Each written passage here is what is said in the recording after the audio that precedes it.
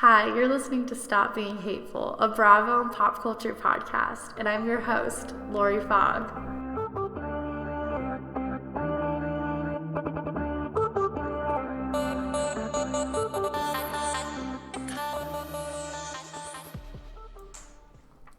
Hi guys, we're back. I forgot that we had added that audio filter over the intro, so I was like, why does it sound like that song isn't the one that we usually play, which is Party by DJ James Kennedy featuring Ariana Madix, my favorite Bravo song.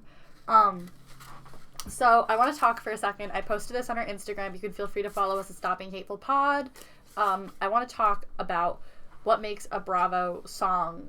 The Housewives have this long colored history of releasing songs, which makes sense because, look at Selena Gomez, a Disney TV star turned pop star, and Demi Lovato. Co-host Adam McAvoy here. Yes, you can see in other franchises how, the stars trajectory. break off. We haven't had a Bachelor mediums. pop star yet, but give it time. Not even a contestant? Well, Caitlin Bristowe releases music, but I don't think it's good. I don't know her. She's the guy that we went to high school with. The guy who, her brother was the finalist. A teacher at our high school. Was her whose sister's brother's cousin's uncle was on the show. No, her brother was on Caitlin Bristow's season of The Bachelorette, won the crown, got engaged to her, and then put the woman through med school, which is very nice of him. But, I think... So I've been listening to Coffee and Love every day. And not because I like it, but because I'm trying to figure out what's wrong with it. A lot. And I did post a review of it on our Instagram story, or on our Instagram, and I just hate it. It is the worst song. And I feel like in the 2010s, everybody was trying to be a pop star, Yeah, so it's Lady Gaga was big. Yeah, pop stars, Christina Aguilera, Britney Spears, not 2010 so much, but, in, Y2K, era, Y2K era? Post-Y2K, post-9/11. Post-Y2K, post that? Who uses these terms as references? I mean, on the internet, Y2K fashion is, a huge thing. The early 2000s. What? You understand that's an abbreviation. No, I know it is. Yeah, you know why? Year 2000. Okay, sorry. The Y2K thing just really threw me off. Yeah, the phrasing. I thought you meant it's Y2K. The computers are gonna shut down. No. Let's all hide on New Year's. The computers are gonna shut down and take over the world or something, and all the nukes are gonna go off. Well, that is what inspired it. But. So, I just hate Coffee and Love. 9/11 though. You also said 9/11. Early 2000s. Okay, sorry, yes. Late, the 2000s. The seeds of the Patriot 2000s. Acts and the fear of America. Why is that how you're framing time? Was it not before the Patriot Act and not after 9/11? Just say, what? Just say the 2000s. The 2000s. Okay. I feel like when Bravo was first coming of age, the first Bravo show appeared on my birthday? No, what show was that? Real Housewives of Orange County premiered on March 21st, I believe in 2003. So, happy birthday to Real Housewives of Orange County, Melissa Gorga, and me. The world's 3 biggest gifts. But, I think the thing that really bugs me about Coffee and Love is this is a song written for Michael, and I find him just... lukewarm at best. I really liked when Karen just went, "Fuck you, weirdo." I Coffee and Love's best when hot, but he's not hot. He's I really hope for your sake, actually, he does have a huge hog. He's pretty cool. He's not hot. He's impish and off-putting, I would say, at best. That sounds like fun. Ooh, in Australia. I hated, so we just wrapped up season 4. We're done with all that we can watch on Hulu. I'm gonna find a way where we can watch season 5 soon. But on Hulu, in the reunion of season 4, when they're all talking, and Andy Cohen is like, "Did you grab that guy's ass?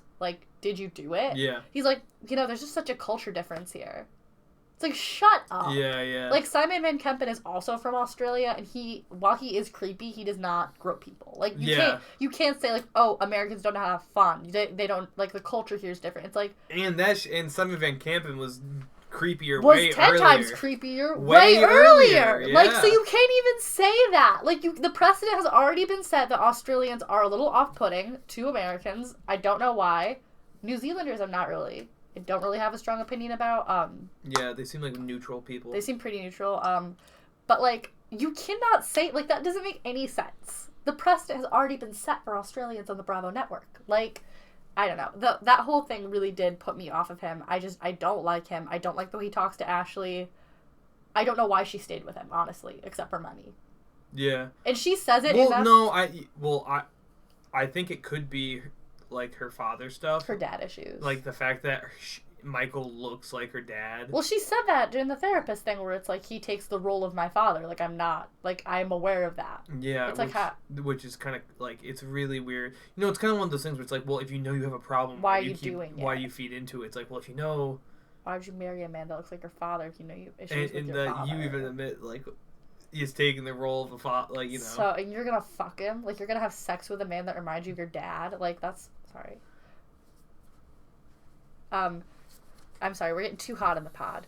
And you're gonna sleep with him? A man that looks like your father? But I think when I think of, like, good Bravo songs, I think of, like, Danielle Staub's burgeoning music career that I really hope she continues in the quarantine. You know, I hope she's staying at home and also staying in the stew. And Melissa Gorga's, we were just listening to On Display yesterday. And so I just am trying to figure out what it is about Coffee and Love that I hate, because none of these songs are objectively good.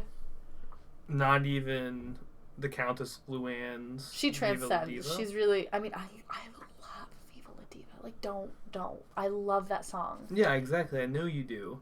And that's why I'm like, so they're not all, like, you don't think they're all To just me, jokes. when I think of Bravo songs, I think of, like, the conglomerate, and then I think of Countess Luann in, like, a different category. Which I have to say is definitely true, because talking to me outside the podcast, I've multiple times brought up that you love the Countess Luann's music, and then you go, yeah, I do, and it instantly stops you in your Bravo music career hating tracks. It just makes me, like... And also, I think Real Housewives of New York, which we need to get back on now that we're done with Potomac, begrudgingly. It's a slog. It's not easy. I really we just don't... ate up Potomac. We binged that shit. Mm-hmm. Poopy. Sorry. I'm gonna try to stop swearing on the pod. My language is too hot. My takes are too hot. Takes are too hot. Takes are too hot, guys. But I mean, I just don't understand. Like, because it's like Ashley mentions so many times the money with Michael. You know? She mentioned it in the first season, like this. Yeah. Well, the fight with Katie that she had, which was totally, by the way, like, if I was her friend, I'd be like, girl, what is wrong with you? Like, where is this rage coming from? It's not cool. Kenny Ken. Oh, Producer Ken. Kennedy is digging into the carpet. Hey, Kenny. Get out. Producer Kenny. Come over here. Say hi to the guests. By guests, I mean... 2 listeners, one of which is me. Thank you, Know That Pod, if you're listening, for liking our memes. Thank you. We always appreciate it. I love the shout out from our Peach Fabellini meme. One of our greatest memes, if I may say. The greatest. Tastes like liquid gold. Yeah, but like the fight with Katie when she was like, oh, you know, like when Katie was like, at least I'm not married to an 80-year-old. And she's like, you would be if you could, or if you could, you would be, bitch, as if that's like a normal opportunity that women jump on. Yeah, it's like to marry a man that reminds them of their father. Mm-hmm. Is like, yeah. And then there was another instance where she was talking, I think, to Robin about her situation and like just the dynamic that's set forth in that. I'm sorry, I was playing with a beer bottle. It's just so odd to me the way like her anger at Katie was just so like I completely agree with Karen, is like you were just going in on somebody who is like defenseless and like just hurt. Mm-hmm. Like when she's like, you're not mentally strong enough to be with the women here, and it's like, for what? Because she called you dumb behind your back.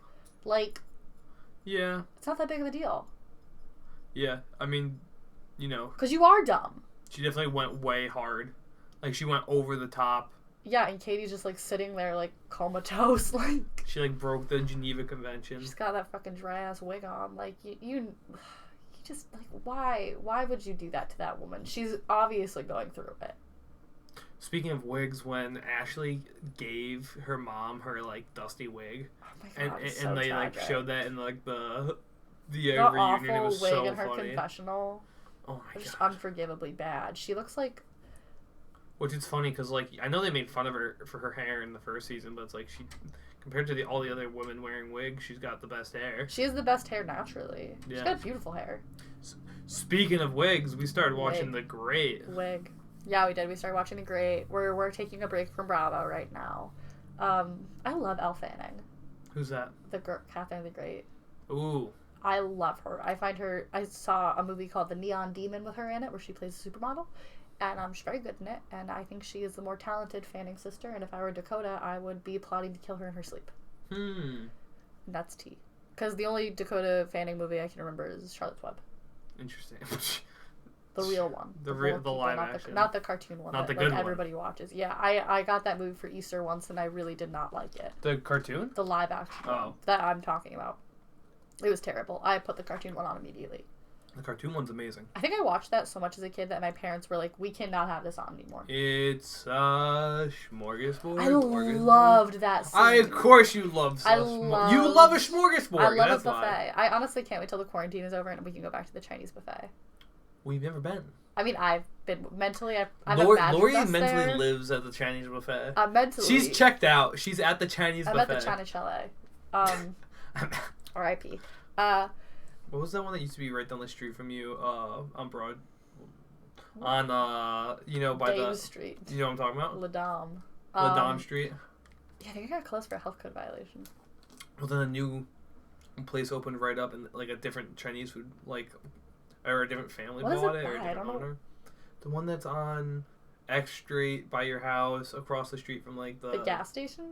Never mind. Oh no. I've lived in the same. That's not a buffet. I've lived in the same town my whole life, and I cannot tell you anything about where to go, what to eat. By the Wendy's. Oh, yeah. We used to go there all the time when I was a kid. I bet, because it was right down the street from me. Right down the street from me. Yeah, it was delicious. I remember going with Nikki and Marielle once. It was always changing ownership. Yeah, it still is, I think. Wait, no, it's not a Chinese buffet anymore. I have no idea what it is. I think it was like a tire shop for a while. I think it is a tire shop now. Do you remember... How? How does it go? And it's called the economy. Ugh, COVID. I'm gonna burp, sorry. Passed. I just think, because the thing with Viva La Diva that separates it from all the other songs, for me, as a listener, is that it's empowering.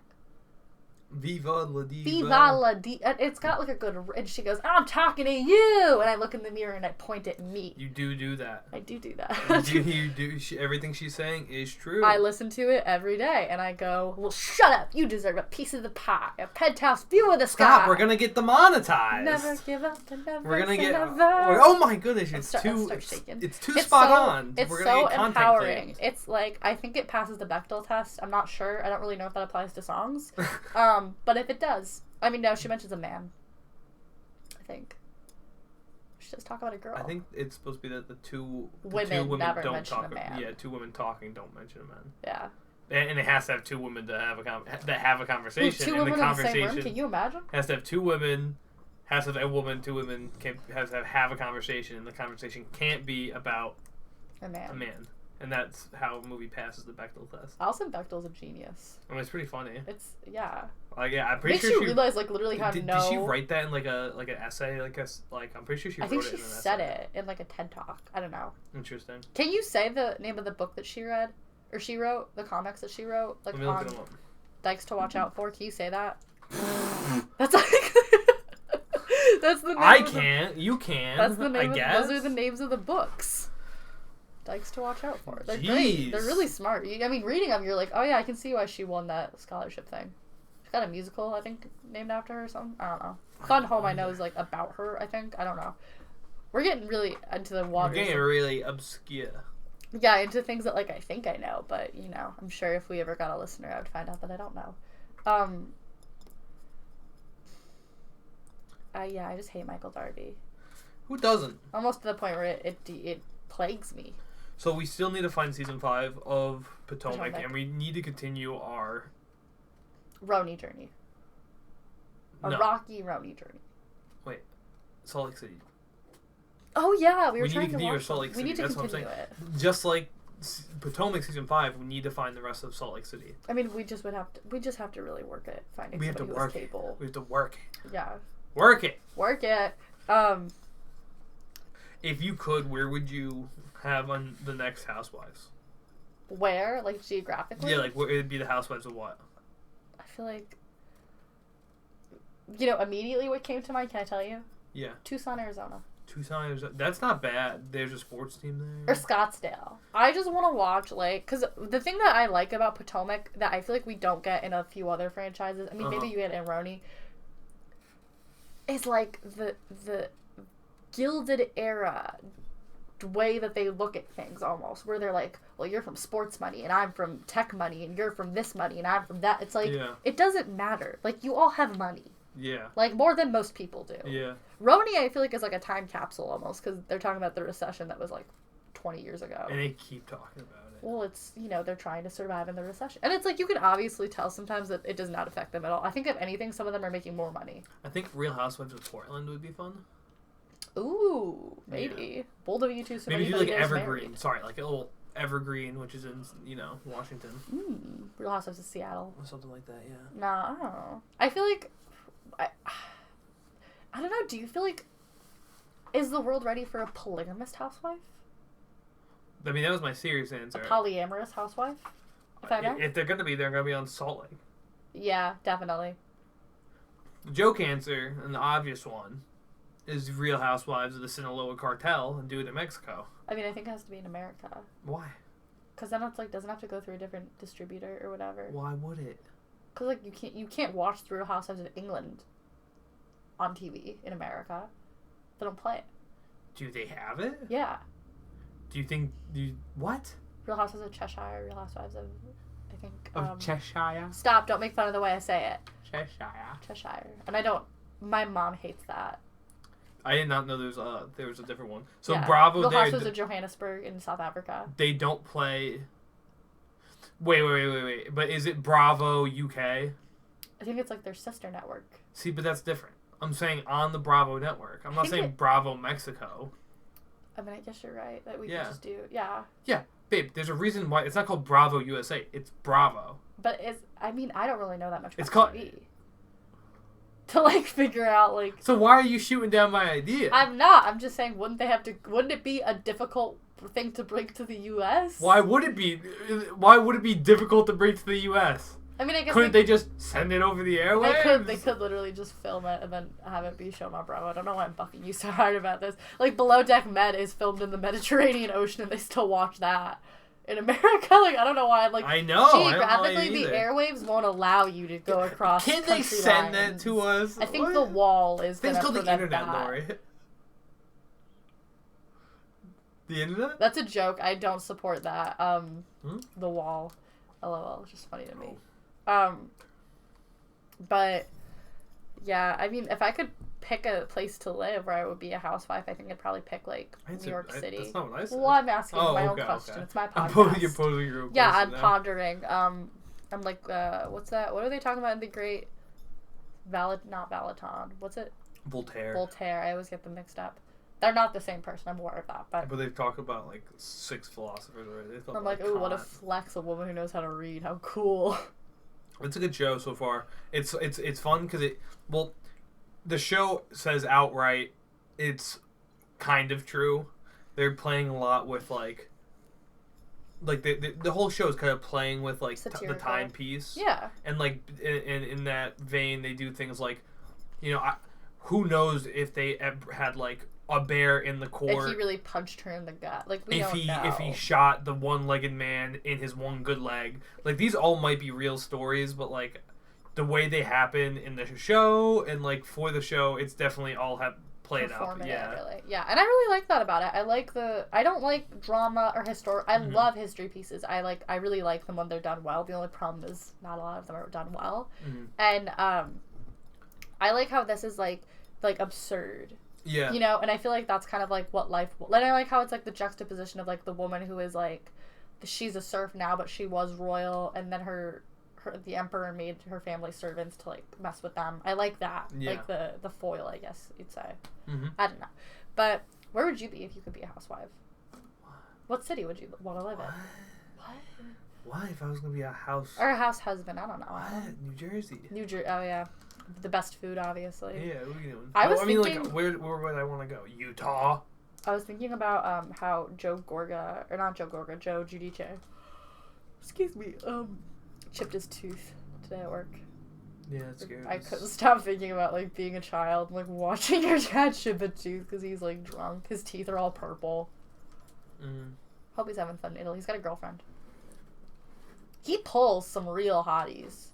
I mean, he's a loud talker in the town. Tree? Hey. He's got the two best qualities to get women. He's dumb and ignorant.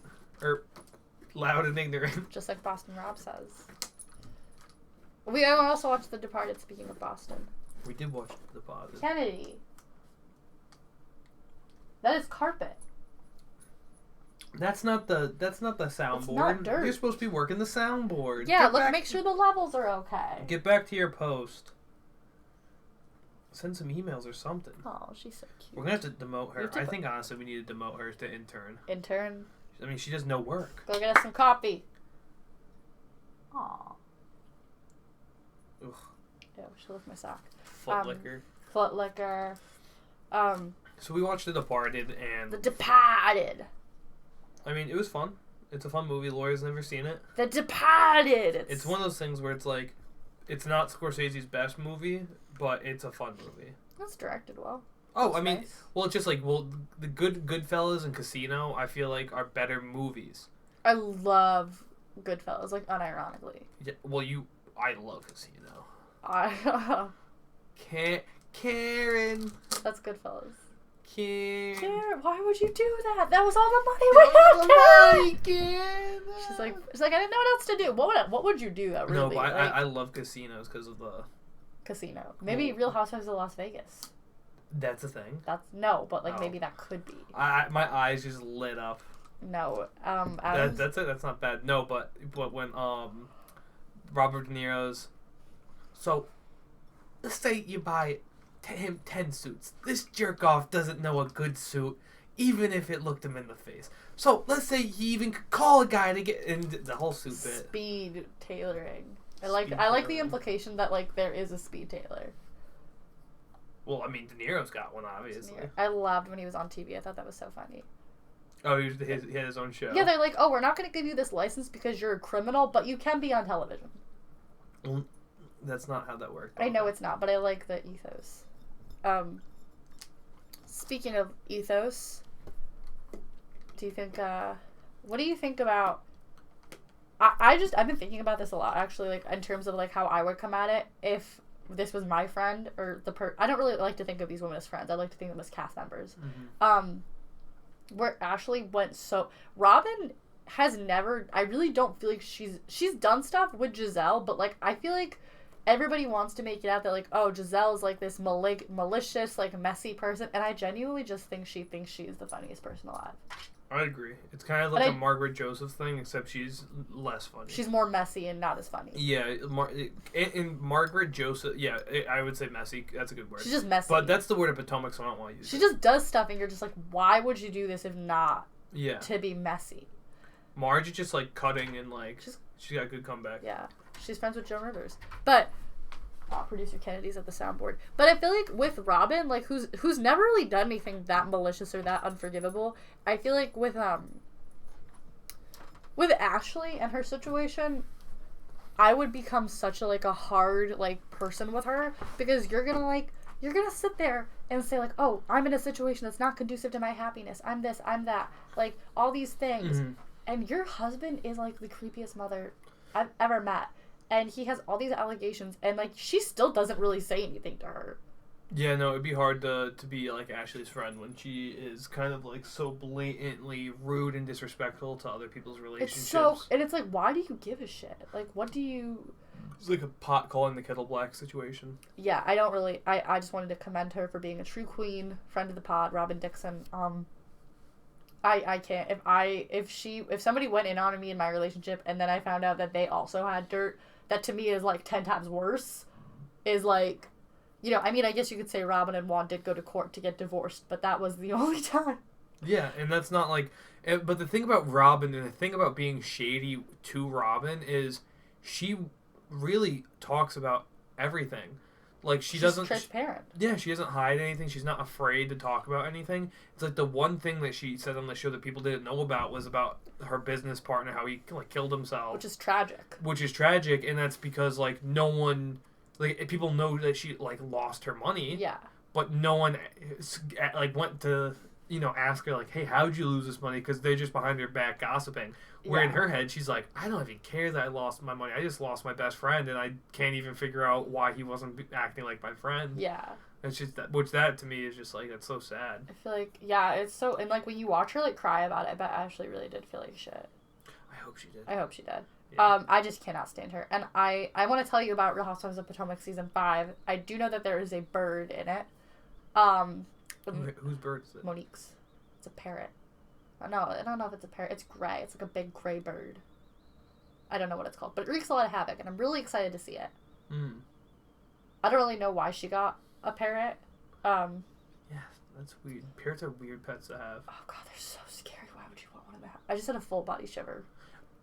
There's a bird in the house that was in my house as a kid that really scared me. Have you ever heard this story? I've never heard this story. I was like 4 or 5 years old. I was like 4 or 5 years old, right? And I was using the bathroom, and something just in the shower curtain, oh my god! starts like making noise in the shower curtain, and I just scream, like blood curdling scream, and like I start running down the hall, and it's following me, and I look back, and I didn't really see it because it was above me, and so I look back, and I just see like a mass of what I thought were arms moving along the wall. They were feathers. Was it a pet bird? No, a bird got into the house. And so I yell, "Tarantula!" and run down the stairs like screaming bloody murder. A little 5-year-old, right? My dad's like all freaked out. We go into it flew into what was Ben's room, at my brother's room at the time, my younger brother, and it was I'm not sure how long it was in the house. It was inside a straw hat. Oh, that your brother had? It was like hanging on the wall. Oh my god, that is so funny. And it was like inside of it. I was under the assumption that for like the 2 years that we've been dating, there was like a beloved family bird that you guys had. No, a bird got into the house. You just didn't like. Through an open window. We had a bunny at a time and it bit my finger. There got rid of it. It gave me a real gaper. There was a bird in on my knuckle. There was a bird in our air vent when I was in college, and I remember like my roommate was the RA, and she was supposed to be there like when the animal control came to take it out of the vent, and she had gone to the mall. That sucks. And like left, and like my dorm advisor called me and was like, "Do you know where this person is?" I was like, "Yeah, they're at no, I don't know where they are. Why?" Yeah. It's like I thought they had the bird situation under control, and she was like, they're not there. Like, I was like, "Oh, cool." Like, so I was like, "What's the animal control person gonna do?" But like, we would just hear like when we would go to use the bathroom, because it was like, like, I lived in like a townhouse, so like like how there's like a half bath like near, like in those things, and so you go to use the bathroom and you just hear. Yeah. Like in the vent, you're just like, oh, it's weird. Like, it's like feathers slapping again, like wings. No, because it didn't sound like feathers. I don't know what type of bird it was. I wasn't there when they took it out, but it sounded huge. Like no, I was baby, it wasn't feathers. It's wings slapping against the sides of the air vent. Yeah, I guess. But like, I don't know. What do you think it's making that noise with? It's hitting it with its fingers. It's using its fingers like you were just doing on the table. Imagine if a bird had fingers. It's tapping its feet. It's tap dancing. And there was I'm not sure if I can say this. Then don't. Oh. Anyways, this has been.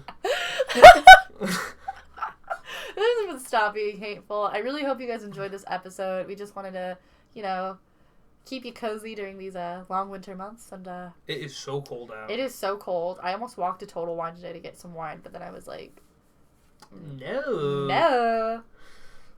There were so many people in the bagel place I was hiding in while I was waiting for my Uber. There's too many people. Too many. 5 people there?